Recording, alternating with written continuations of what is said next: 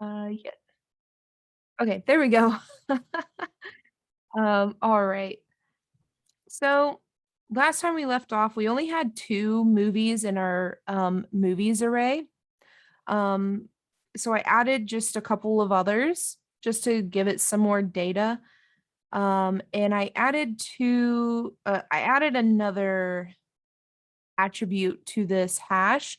I added a ticket price. That way we could have some sort of numbers that we'll be using um, for this, like a wallet. Um, so then there's a couple other things that we're gonna want to do to kind of tweak this to put it into kind of more along the lines of your homework. So I'm actually not going to use this anymore or these 2 functions anymore. And then I'll just change this menu up a bit. So you'll probably want to have some sort of menu like you guys might already have put together and everything. So I'm just going to say, welcome to the movie theater. And then let's go ahead and put, so typically for your casino project, um, you're going to want to have some welcome value. And in order to keep track of money, you're probably going to want to go ahead and ask them at the start, like how much they have to spend. So for that, we'll just say, how much do you have to spend? And then we'll get that money. And right now, I'm just going to leave it um, as its own, local variable to the mini function. So we'll just do a gets dot strip. I'm gonna go to F to make it a float instead of a string. Um, I've shown you guys previously you can do the 2i to make it integer, but dealing with money, typically you're gonna want to use a floating point value. So very similar to 2i, there's 2f. So we'll go ahead and do that.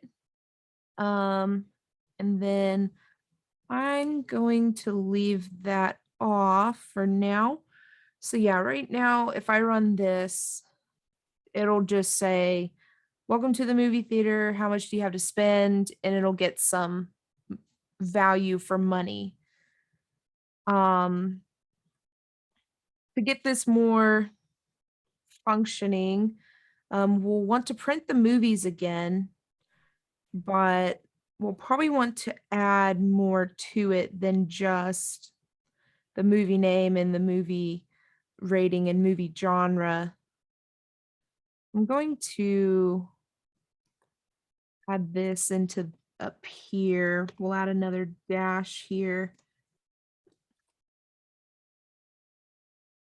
And then on this new line, we'll want to add that new information that I added to the array. So let's do movie ticket price. And then I'll probably want to give it a $sign in front. So now if let's just do view movies here. And I'm just going to go ahead and run this just so we can see what it looks like for right now. So if I do Ruby movies, we get that. Welcome to the movie theater. How much do you have to spend? And I'm just going to say $12.50. And then, so here it'll print the movies. That looks nice. When it's the floating point in Ruby, it's always going to leave off that 0. The 0's there and it knows it's there. It just, in the formatting of it, it's going to leave it off when you print to the screen. But don't worry about that. It still knows it's, 50. So that's pretty much rocking and rolling. So we have money where it's printing out the movies. One thing we'll want to do is we'll want to keep track and we'll want to do some stuff with this money. Um, so this is where I'm gonna actually let me close that for now and we'll come back to it in a moment. This is where you might want to have your own file or your own class for a wallet. So for this, I'm going to go ahead and make a new file and I'm going to call it wallet.rb. Um, and for this, I'm going to call class and I'm going to name it wallet. So one thing you can do with classes, and you'll see that is you can make instances of classes. So what that means is I can define a class in this file here, but maybe I want to use this class in several other places. So I can make an instance of this class and basically a clone of it. So if in my movies we're getting money and we're doing stuff with money, I might want a clone of what I'm defining here. So there's a couple things that we'll do. We'll make a couple of functions that you'll probably want for your casino project. The first thing is there's an initialize method, and you can pass values to it. I'm going to pass money to it. So this initialize, this is going to get called every time we make an instance of wallet. And I'll show you exactly how to make an instance of wallet and all that stuff. But let me just go ahead and define, I'm going to say money equals money. So I'm saying I'm declaring a global money to use within this class wallet. And it's going to be defined to whatever I pass in here. So ideally for this, right after we get some money amount, we'll want to make an instance of wallet that we can use all throughout this code here. So I'm going to go ahead and do that here. I'm going to say at wallet because I'm probably going to want to use it more than just the menu. I'm going to say at wallet equals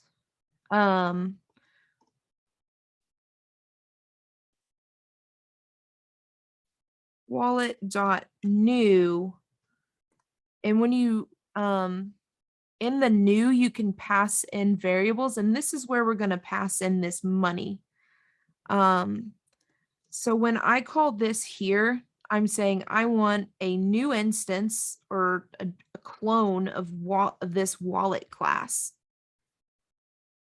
And so when that gets called, this money here that we just got from the get strip is getting passed to this initialize function as this parameter money, and then we're setting some money variable to equal that. So whatever they type here, it'll be the same here. And there's one more step we need to do in order for our code to actually understand another file. We'll need to do what you call a require underscore relative. So we're saying I'm going to require some sort of resource, and it's going to be relative to this directory that we're in, the homework review 2 folder. So it's going to look within this folder or directory, and it's going to look for a wallet.rb, which is this here. And we'll have to specify that. So wallet.rb. So now that we do this on line 1, it will understand all the code that we have inside of here. So let's do a couple other functions, but let's just do one function here just so I can show you guys that this is actually working. So I'm going to call this current balance. I think you cut out. Uh-oh, did it cut out? Yeah, I can't hear you anymore. Yeah.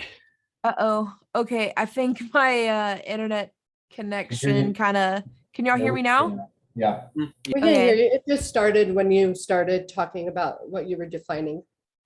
Okay. So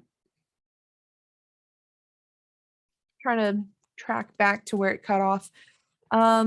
So before I typed this current balance thing, I was saying that I'm going to go ahead and test and show you guys that this class is actually working within movies.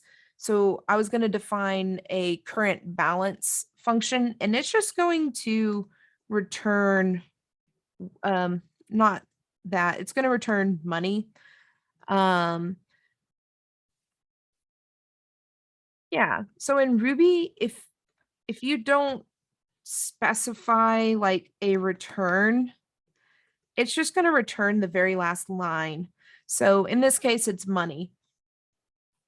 So I don't necessarily need to explicitly state my return here. So now what I can do is I have this new variable called wallet. Can I ask you a quick question? Yeah.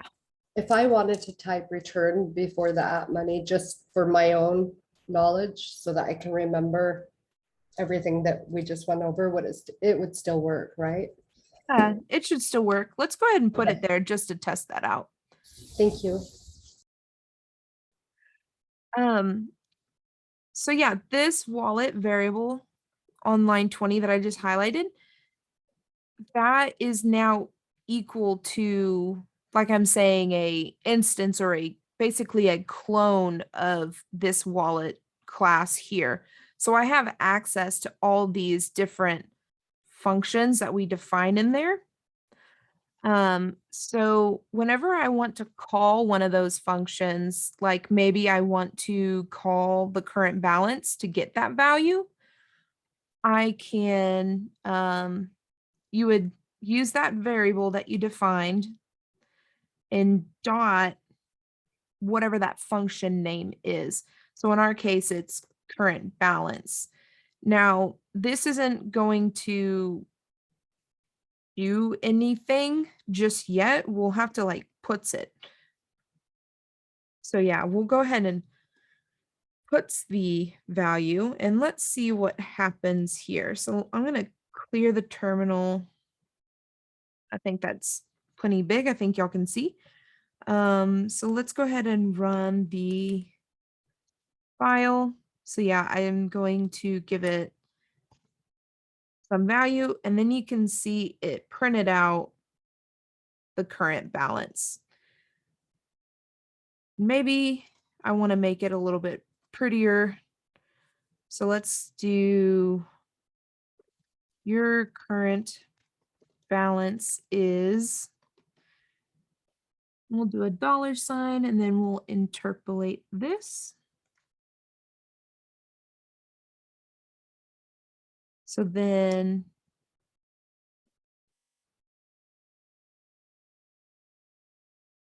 so now you'll see it says your current balance is $12.34. So that's really useful when you are working on a project as big as your casino project. It could be helpful to kind of break things apart into their own files instead of having one really large file. So for this, I'll show you guys what I would do for like a wallet class. So we have a current balance. There's a couple other functions you'll probably want to have. For this example in particular, a movie theater, you probably wouldn't want a adding money to a wallet sort of scenario, unless someone got a refund, I guess, but I'll show you all the different things. So we'll do a def add money.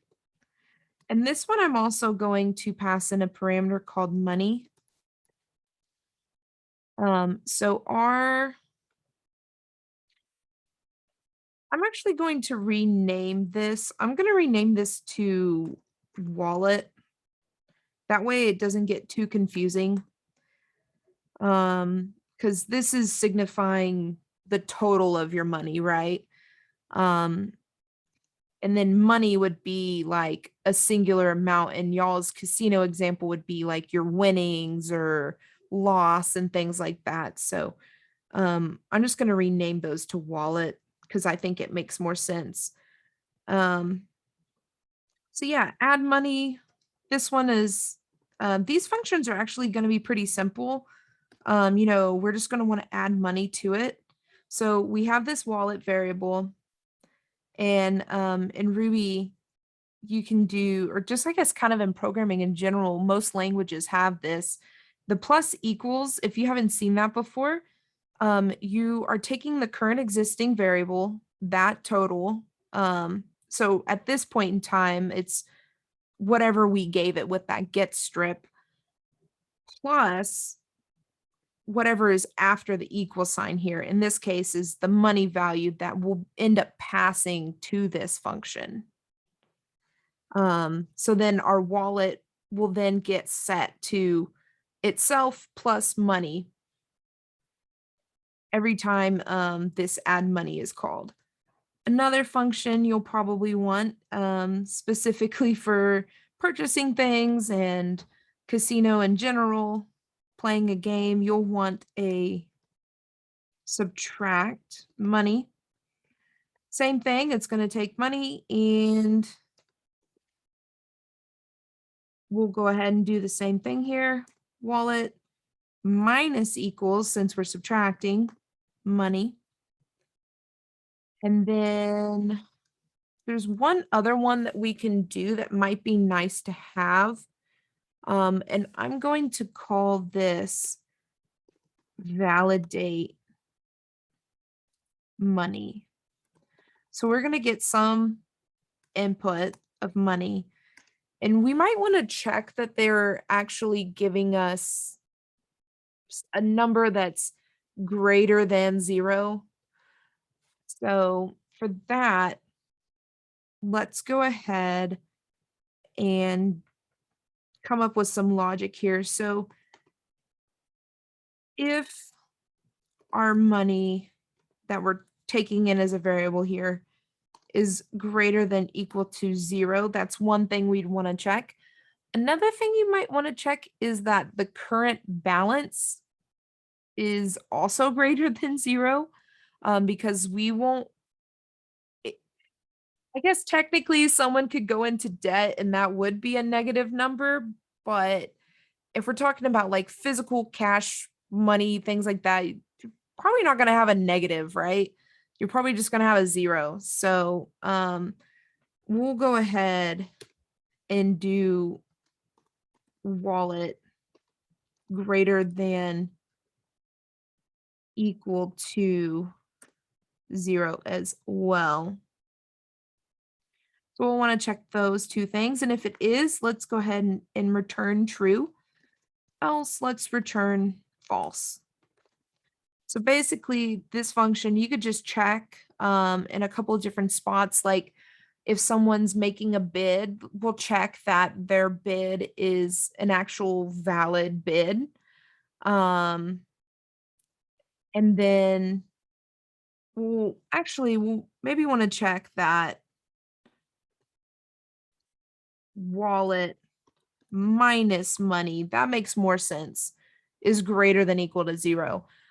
Because if someone in the process of someone taking out money, we're not going to let them take out more than they have. So it would make more sense to do wallet minus money is greater than equal to 0.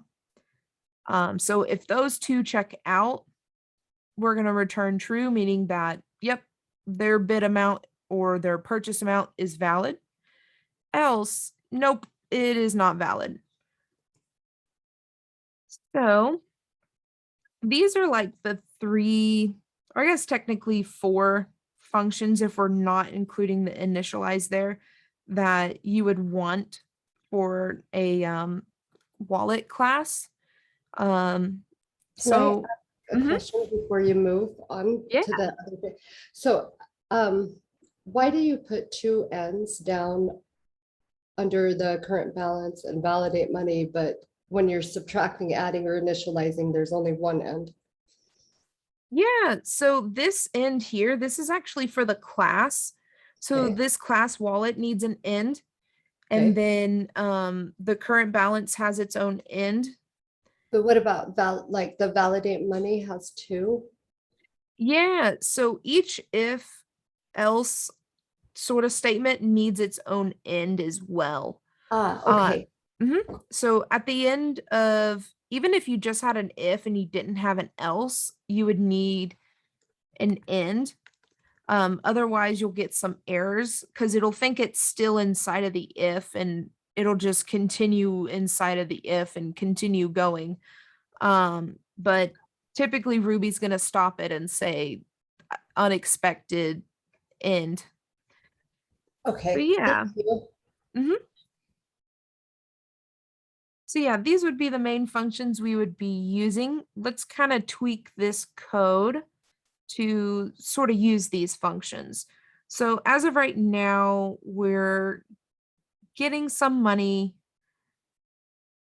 We want to actually check that this money that we're getting from that person is maybe valid.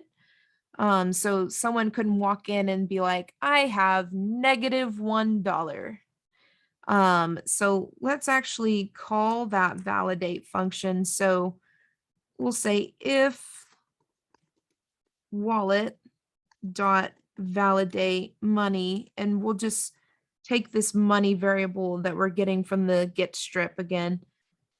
And if that's true, let's go ahead and actually run these two. So I don't actually need that space there. I'll just tab those in. And then else we'll say invalid amount, try again. And then let's call menu again. And we'll have our extra end for the if else. So yeah, let's see if this works. So I'm going to clear my terminal again. So if I say -1, invalid amount, try again. If I say ABC, okay. It thinks ABC is valid money. Let me, there is a flaw in my logic somewhere. Let's see here. Hmm.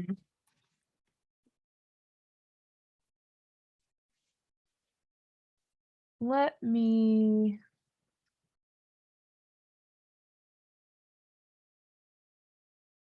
double check. Why wouldn't, if you're putting in money and you're doing get strip 2F, why would it let it go? Because it's not able to convert it to a float since they're characters instead.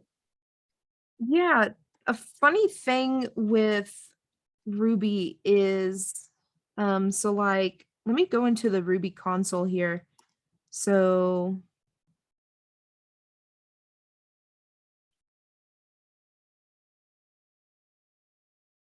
why is my mind pulling a blank?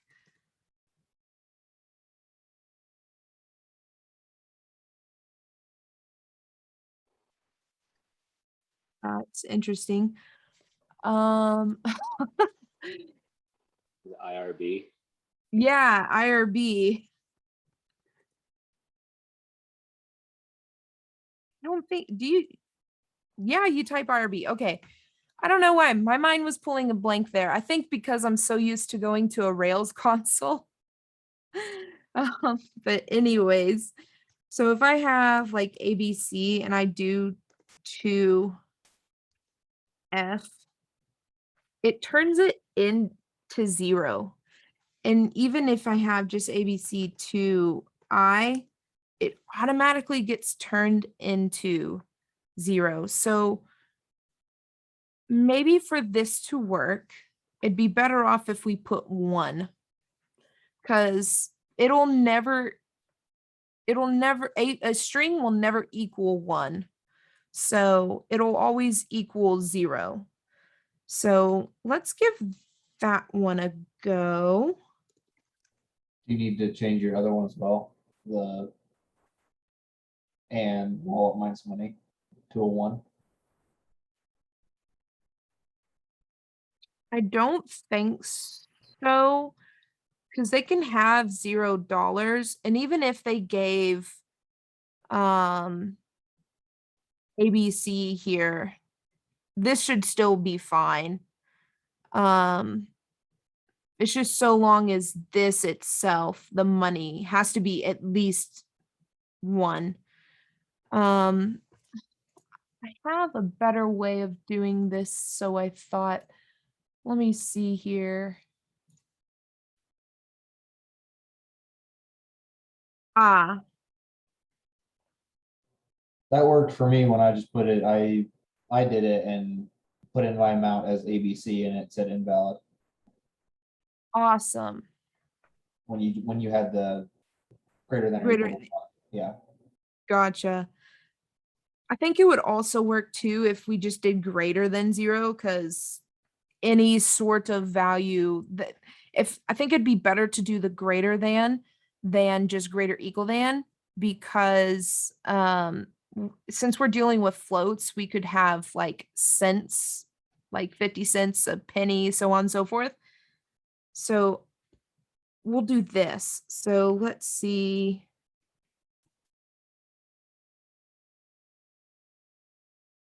Yep. But if I say 0.3, that is valid. I'm not going to be able to do much with 30 cents, but that'll be. So yeah. I have a question Mhm. about the def validate when you're calling out wallet minus money. Money is the variable that we're pulling in, and wallet is what it is currently. Is that right? Yes.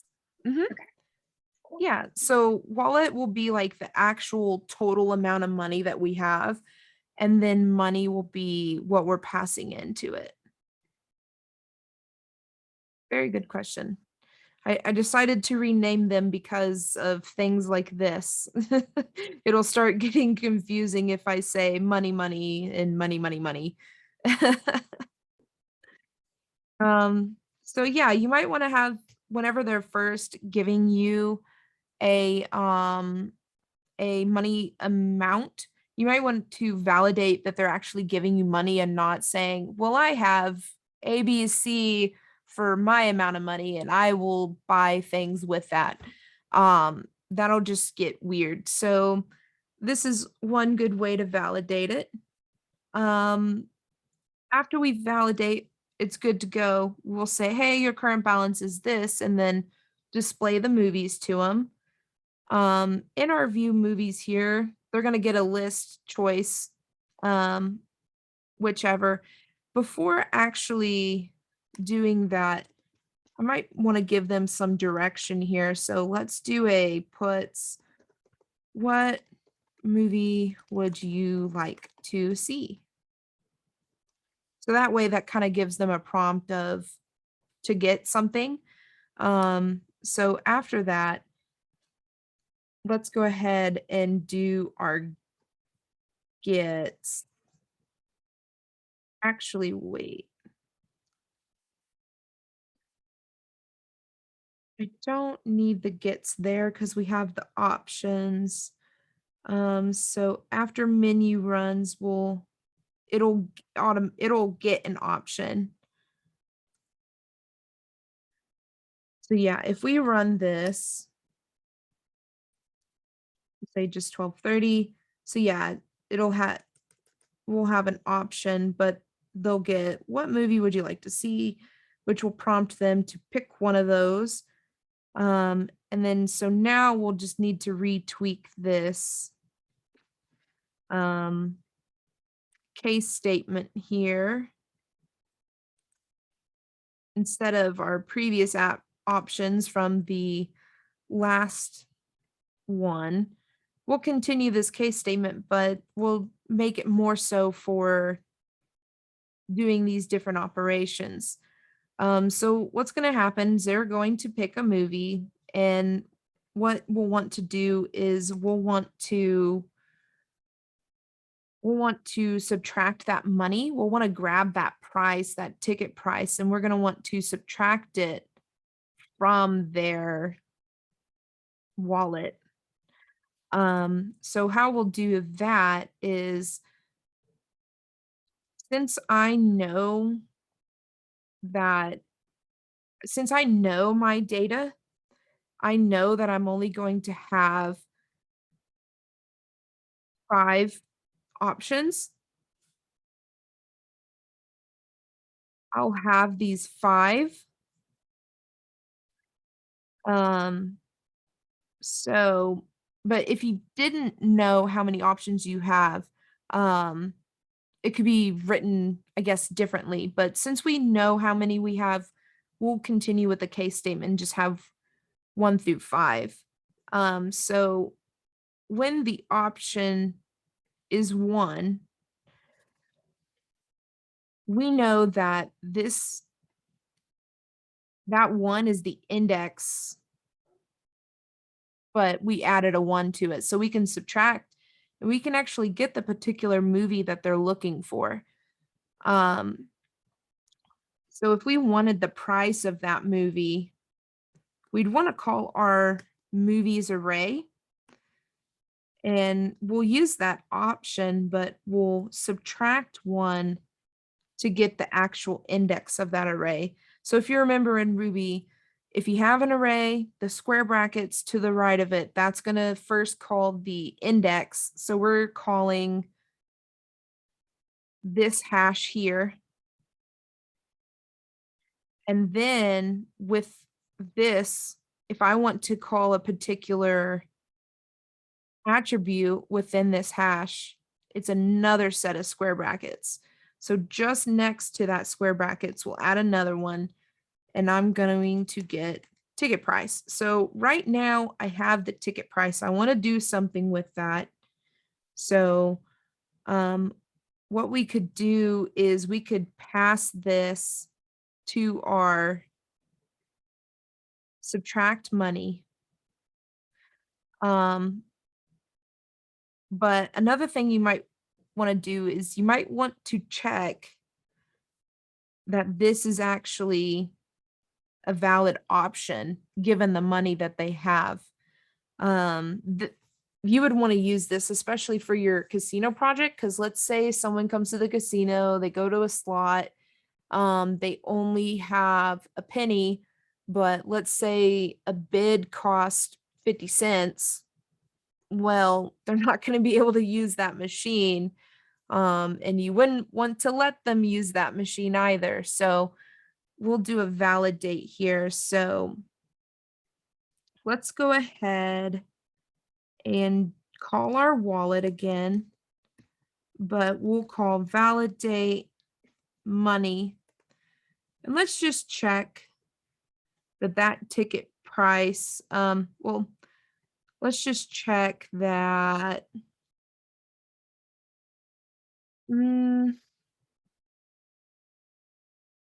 It's actually, we'll want to check that, but let's first go ahead and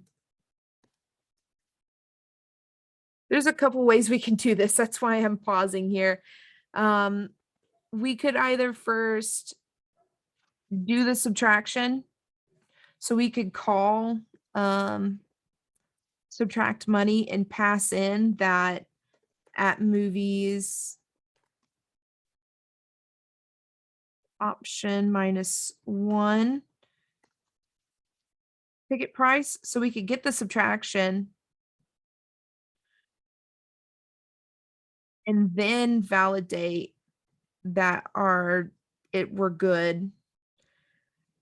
Or what we'd probably want to do before even subtracting it from our wallet, let's go ahead and let's define a variable here, and I don't really need an at.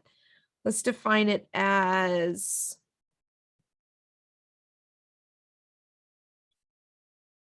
trying to think of a good name for this one that doesn't confuse things, because when you're dealing with money, there's not a whole lot of options for variable names here. But let's just call this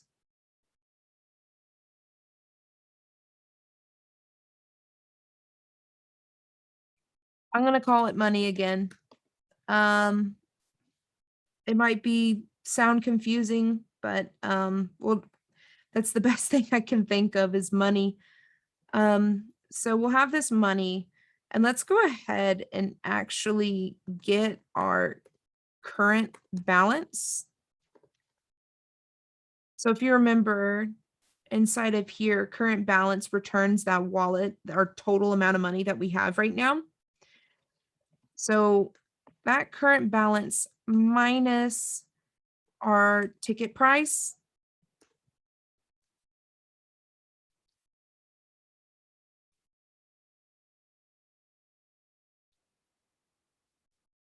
So now we have this new total. Let's go ahead and try and validate that total just to see if this is even an option for them to do. So let's do the @wallet.validate money, and let's go ahead and pass in that. Now this money here is from line 49. So that current balance minus the ticket price. So let's go ahead and validate if this is a correct option. We'll probably want to do an if here. So if wallet validate money is true, then we're good to continue. If it's not, we'll want to say, sorry, you cannot see this movie since they don't have enough. So, but if they're good, they're good. So inside of here,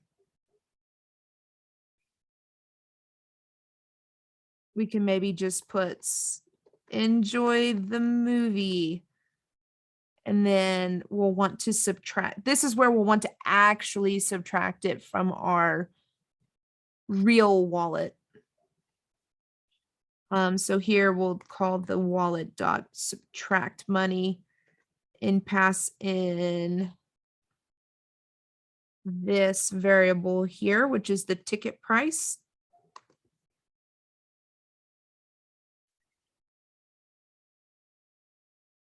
Okay, so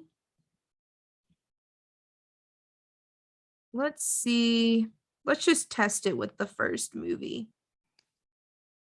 So right now,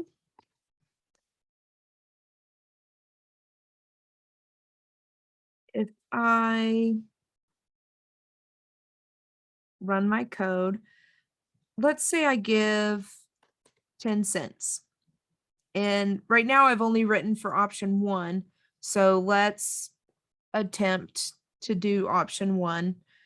We see it's 1050, so we should get errored out here. Sorry, you cannot see this movie. So in an ideal world, instead of just saying goodbye, they could maybe choose another option.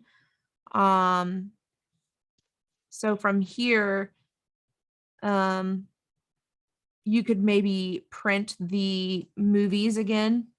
So view movies. And then, well,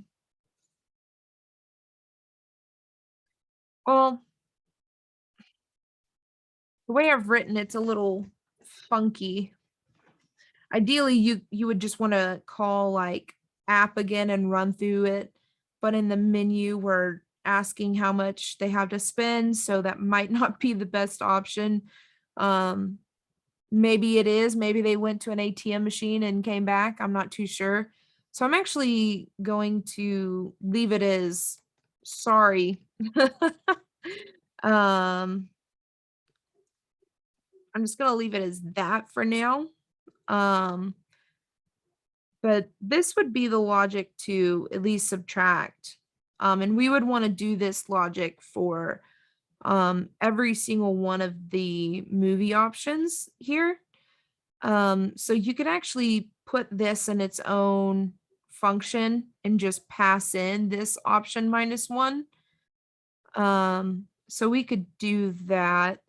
Let's go ahead and do that. So let's define a function here. So let's call it handle movie select. And I'm going to get past, I'm going to call it index. So that'll make sense with the arrays. So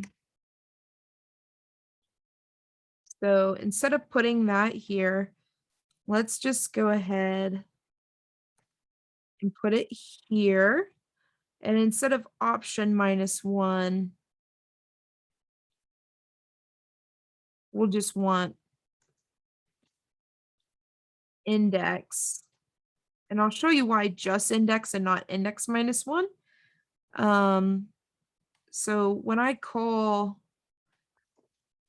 handle movie select, I'm going to pass in option -1. So I'm just going to take care of the option -1 ahead of time so that when we come here, we can just use index instead of typing out the -1.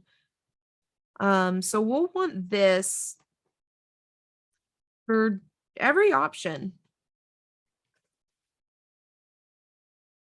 And this could probably get cleaned up a little bit instead of being so repetitive with a different styled type of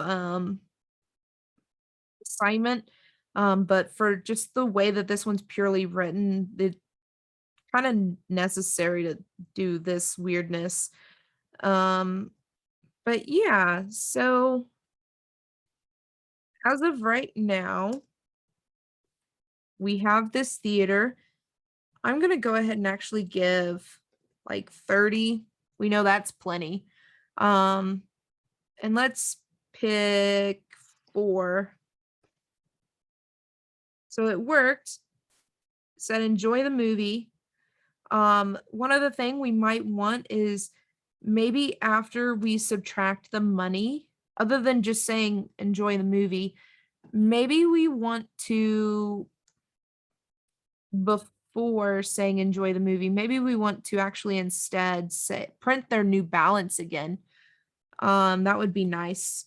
Your new balance is, and then this is where we'd want to interpolate. So calling wallet class again, we'll call the current balance. And then to make this nice, let's put a $sign.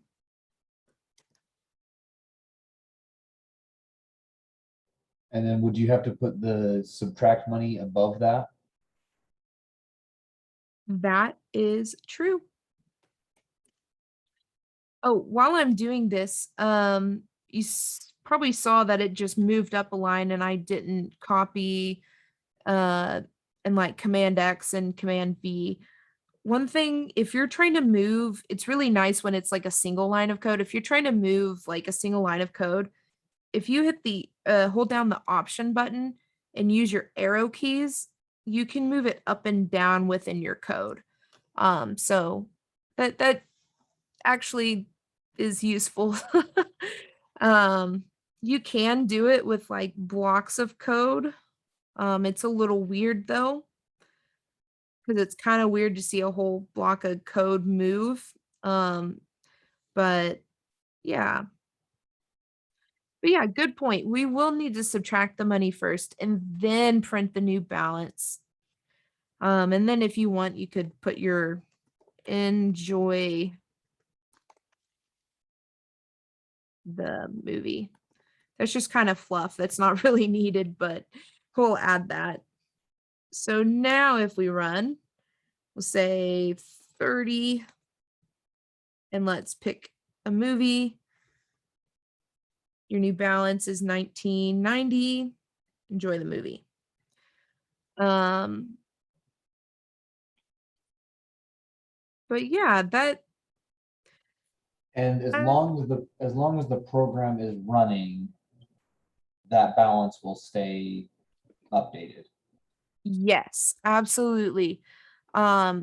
Even though it's in its own file, as long as this code is running, we can call it'll still be the same wallet.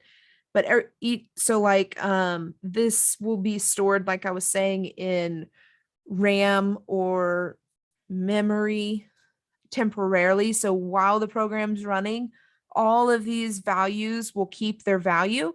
But as soon as we close the program, which it's been closed now, that value is now nothing. It's reset back to 0 until we give it some value again.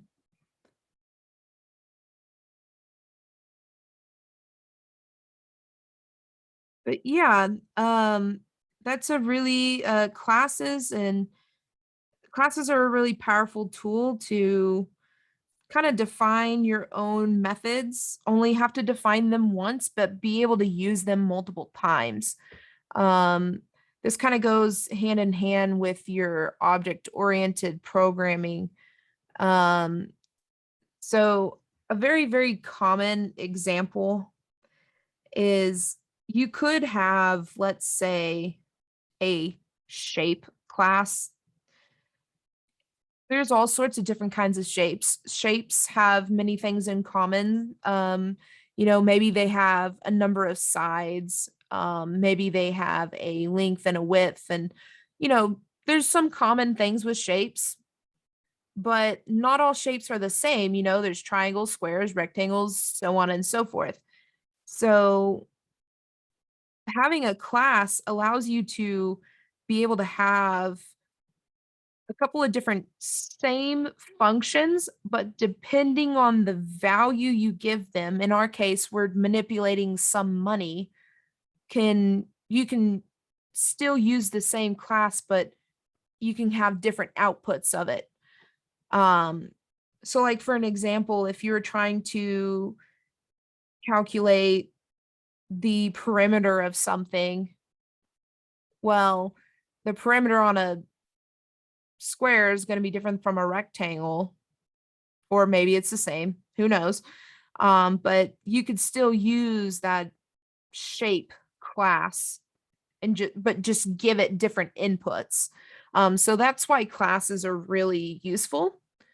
You just define it once and then you can use it in all sorts of different ways. And that's why the wallet one's nice, especially for the casino project. So you can just have it all here. And then, in this example, I have a movie theater.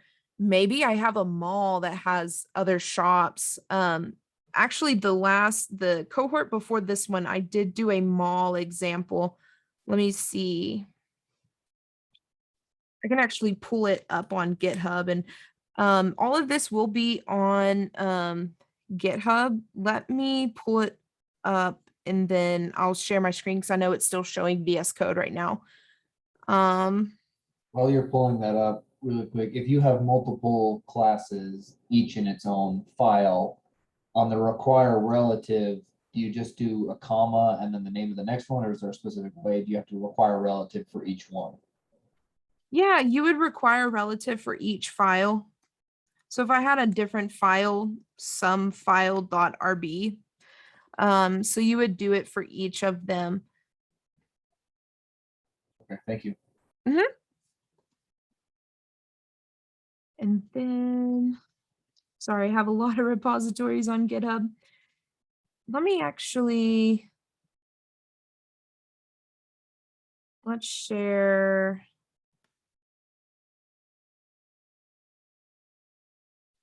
shared this desktop here. So let's see, it was this homework review. So in this homework review, I had a couple of different files. I had a wallet. So very similar, did pretty much the same functions for the most part.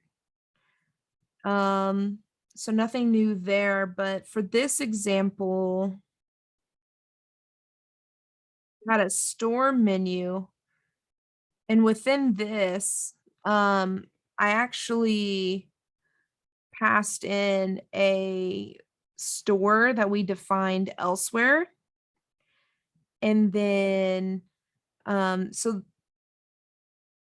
this was I was predefining some menus, and it depended upon which one they selected, which one they would get. So like a store menu would be a good class too, because maybe you get like a different store title, a different, different attributes, but they're both still a store and they both have products and they both have, different functions and things like that are going to be the same, but just different branding. So that's another good example of the class. So like here, I first ask, we have a couple stores, type in the number of which store you want to go to. First one was Best Buy, the second one was Macy's. And then I grabbed that input and then I passed it to the new, to the init menu function that I defined in store menu, which is this one here. So, yeah, I don't know if I mentioned this at the start, but this one was kind of a shorter one in comparison to last time. But does anyone have any questions?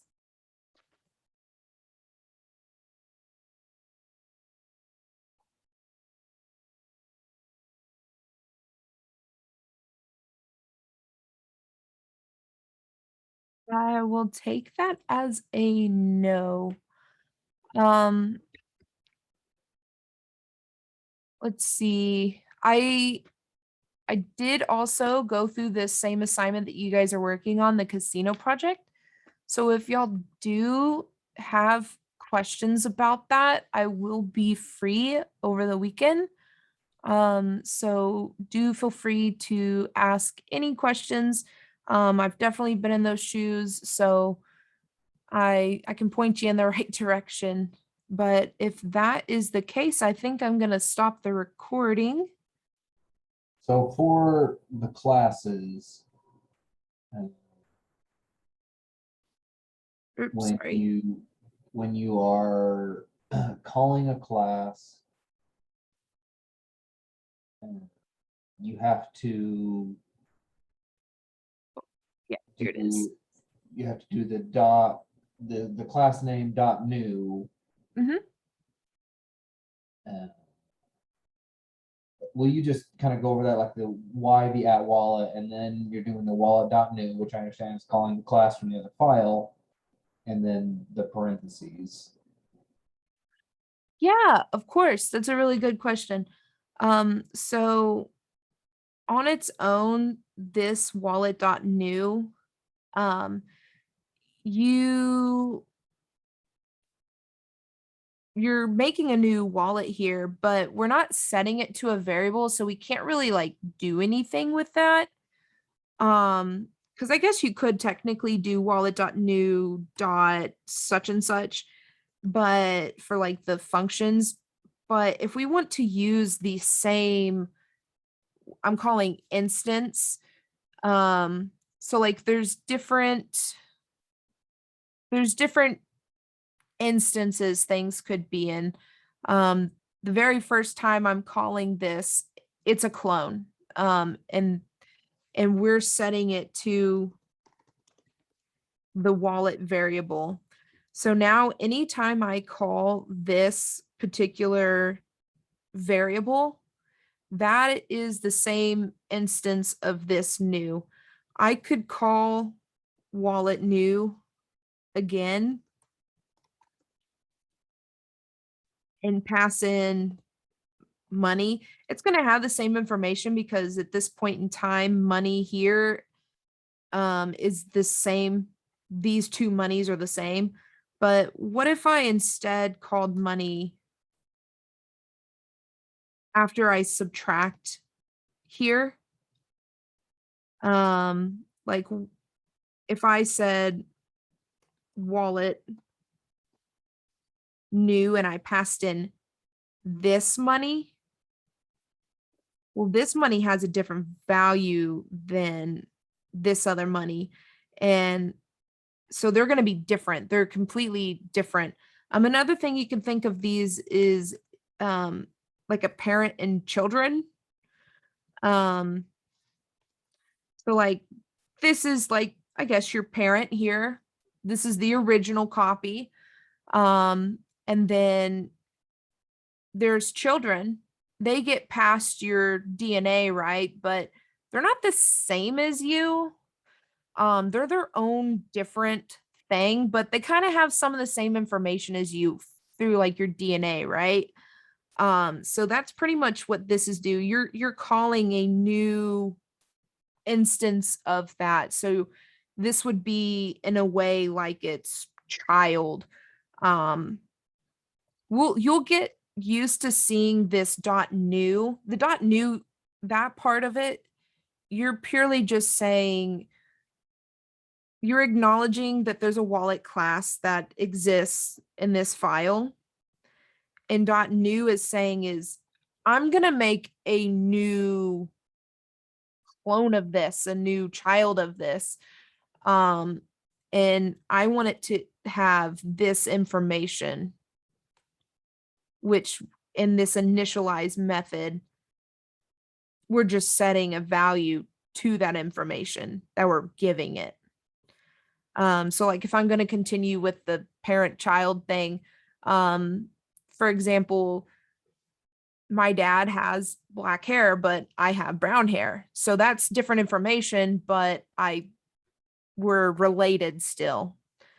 So yeah, does that help? Yes, that definitely does help. And then the one thing that I can't seem to get cemented in or whatever is using the @ symbol. Yeah. Okay. So I have these two variables here. I have money and I have wallet. So money does not have an @ symbol, but wallet has an @ symbol. So this variable money, it only exists inside of the def menu function. Now, yes, I do have a money equals inside of the handle movie select, but that's a completely different variable. This money doesn't even know that the money on line 20 exists. Just purely the way that the computer runs through this code. So when this program gets run, it grabs the wallet file. It acknowledges that there's a movie array with these hashes in it. And then it sees a function. It knows the function is there, but it won't get ran until we call it here. But each of these functions, all this information that is inside of them, it only exists in memory inside of this function. So it doesn't even know that other functions, their variables even exist. But putting an @ symbol in front of it, you're telling Ruby that I want this variable to be used throughout this entire file. So this entire .rb file, the @ wallet's going to be able to be used, and same as the @ movies is going to be able to be used. But if I didn't have that @ there, it wouldn't have a clue in the world what these variables are. So like, That's great. That's super Yeah. helpful. Thank you. good. So you can, no matter where you define a global variable, like an at variable, you can use it anywhere. Doesn't matter where you define it. Yeah, it doesn't matter where, you can use it anywhere. Now the one thing I would say is, for example, the very first time you define that variable, like if, for example, in view movies, if I called at wallet, but let's say the menu was actually here, and let's say view movies gets called before menu. It doesn't, but example's sake, let's say it does. It's not gonna know what wallet is. It's just gonna think, like, it's not gonna be the same value that wallet is on line 34. So in that sense, if you want these from 27 and 34 to be the same, menu would need to be defined first. Because like I was saying, as a computer, it comes through, it sees menu, the functions here, so it knows what's there, but it doesn't necessarily run what's in there until you call it. Same with view movies and so on and so forth. It just goes like line by line. But yeah, So if you're going to use a global variable, just define it earliest in the code. yes.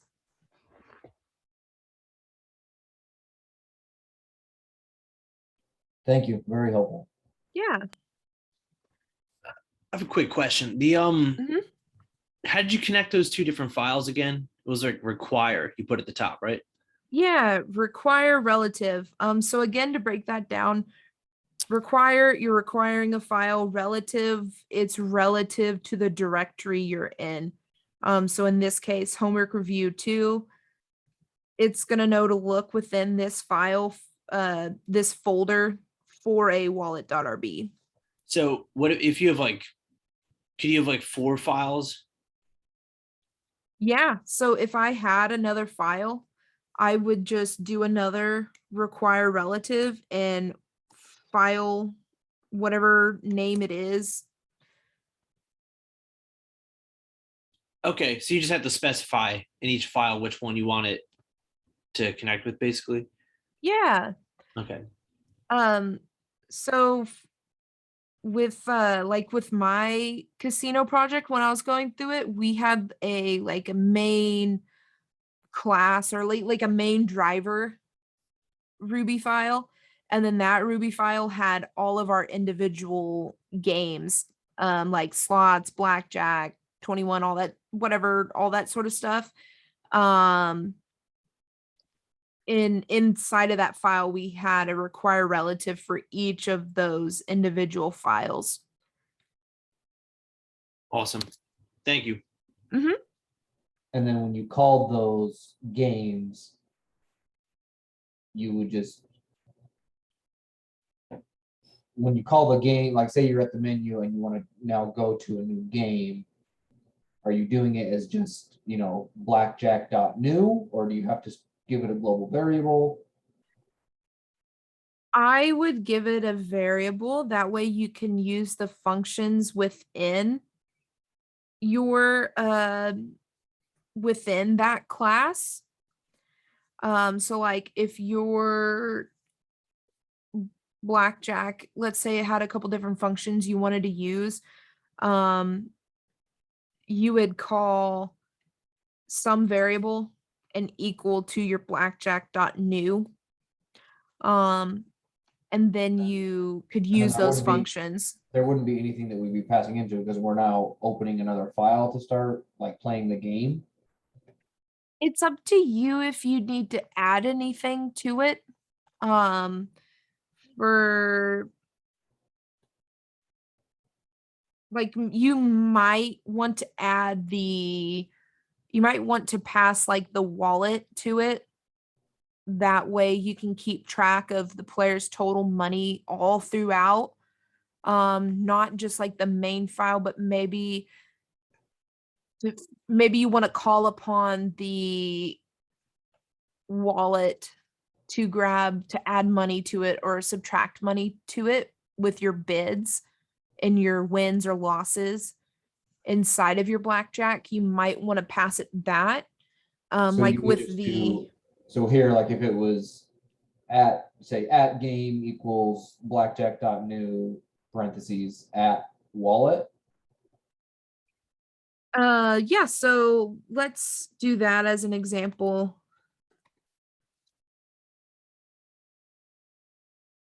I don't have this, but you would maybe want to pass in this wallet here. So that way you can keep the same instance and not have to worry about making a new wallet instance. That way you can keep the same money going throughout different files without because if you called wallet.new inside of blackjack, it's not going to be the same amount as this total here that we're getting from this money.strip. So you might want to pass that to it. And then let's say I did have a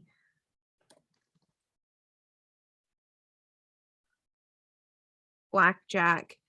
This is where you'd have your class, blackjack. And then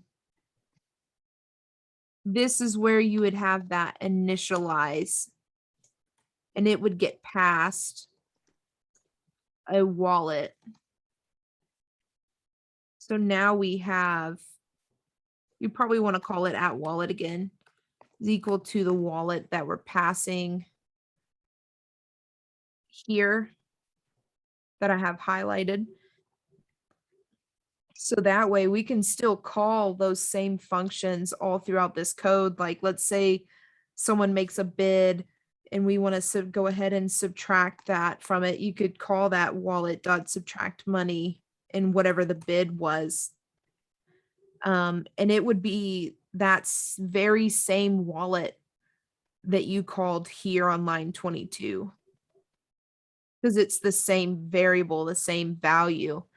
This is a little tricky to comprehend, I won't lie. But that would be a really good use of it. Just to confirm, so like, let's say you have different classes with different games, you'd still be using the wallet you created on line 22 throughout it. Yeah. Yes.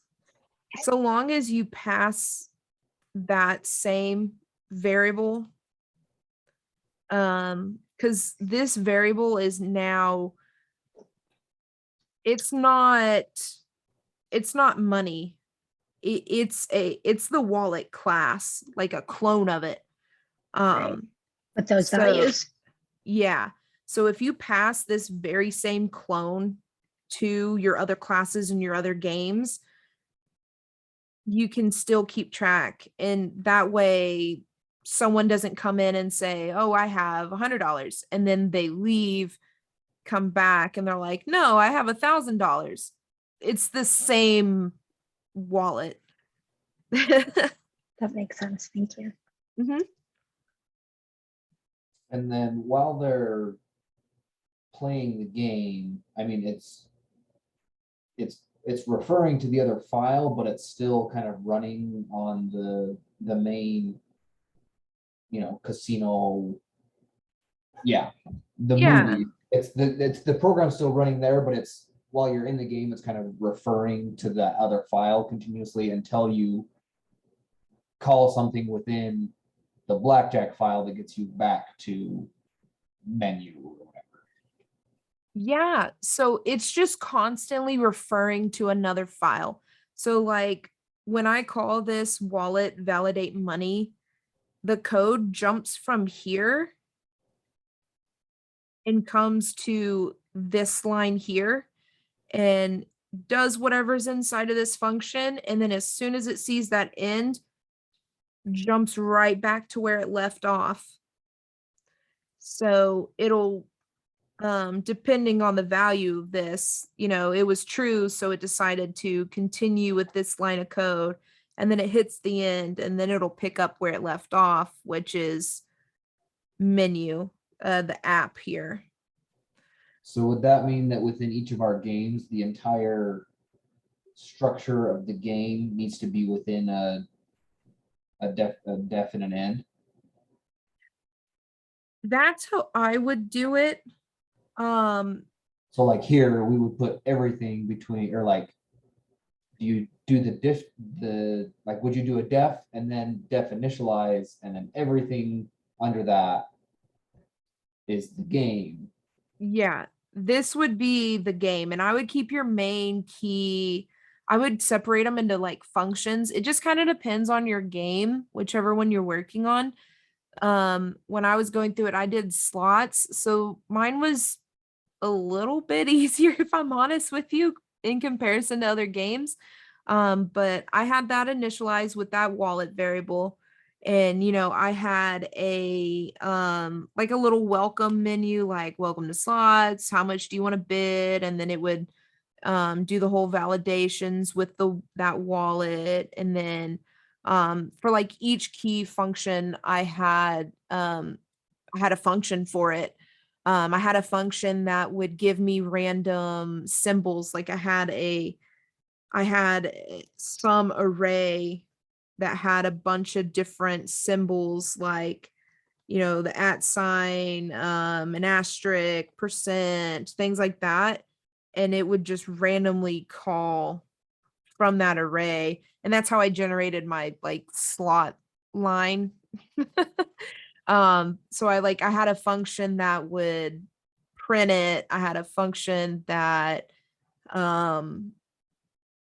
determined if you were a winner or a loser, things like that.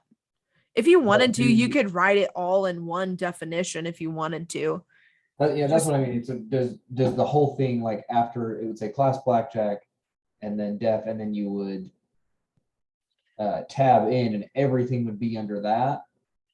Yeah, so after initialize, you would want some function here, and then it's up to you if you want to break it apart, but if you want, you could just write your whole game code inside of this one function.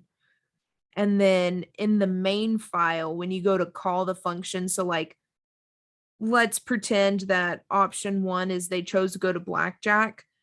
So you would call your blackjack dot whatever this was.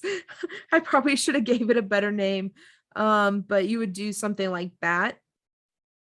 And then it would say, okay, let's run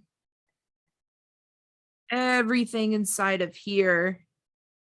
And then it'll hop back to here. But yeah, it would just need to be put in some function. You don't have to make it several functions. You can make it just the one, up to you. And the initialize doesn't need to be within that. It can be Yeah, separate. initialize, it just needs to be within class. Initialize, it would need to be up at the top, the very first function you define.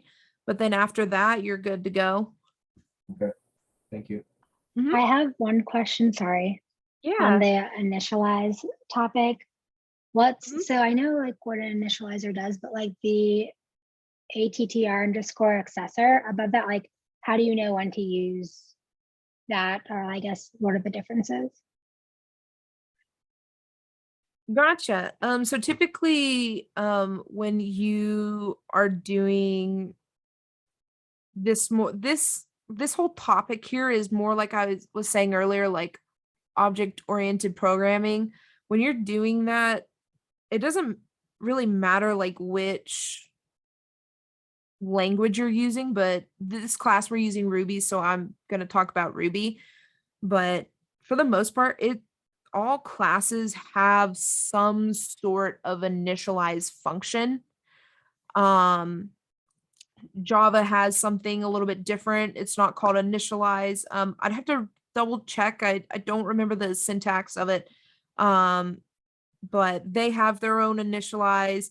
And I'm sure like all the other object-oriented style programming languages have their own initialize function. It just may not be called initialize.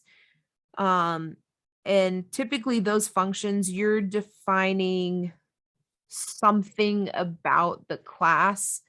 You're initializing the class with some like default variables. In our case, we want to default wallet because we're going to use wallet all throughout our code. But if I go back to our shapes example, maybe you have like a length and a height. Maybe that would be inside your initialize. Does that sort of answer your question? Kind of. I mean, Okay. so like, I think it's called this, the ATTR accessor.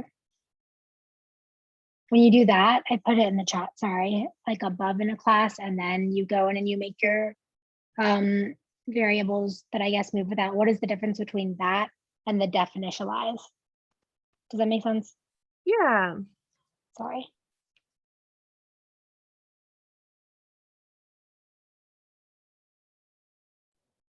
Are you there, Danny? Can't Yeah, hear I'm you. here. Sorry. Oh, okay. Oh, sorry.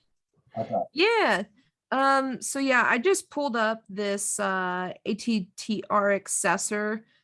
One good thing is I'm gonna be honest, I don't know 100% like the definition of this. I've never used it in Ruby. I've only ever used the initialize function. So Stack Overflow's typically pretty good. So So we don't need it necessarily. I you guess that's my don't question. need it necessarily. Okay.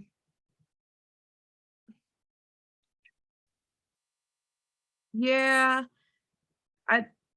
I've never used it, I'm gonna be honest with you, but from what I'm reading here, it's just a method that sets up a variable.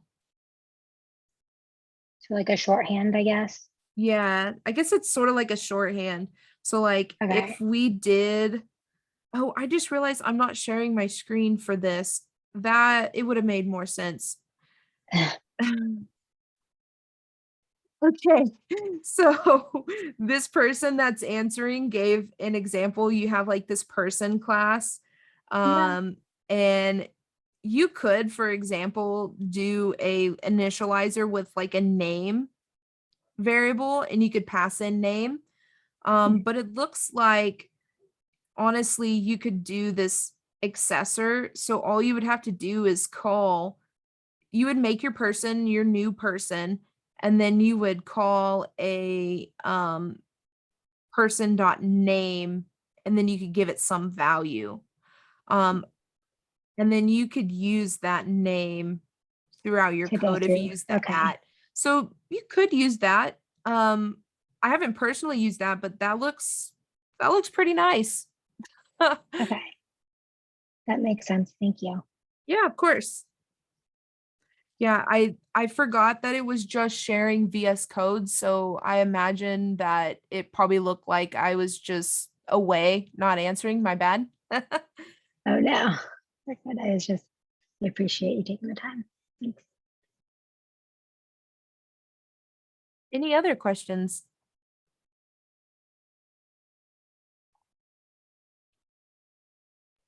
Not for me. This has been very helpful. Thank you, Danny. Yeah. If that's the, yeah. I was just saying same. Thank you. Oh yeah, no worries.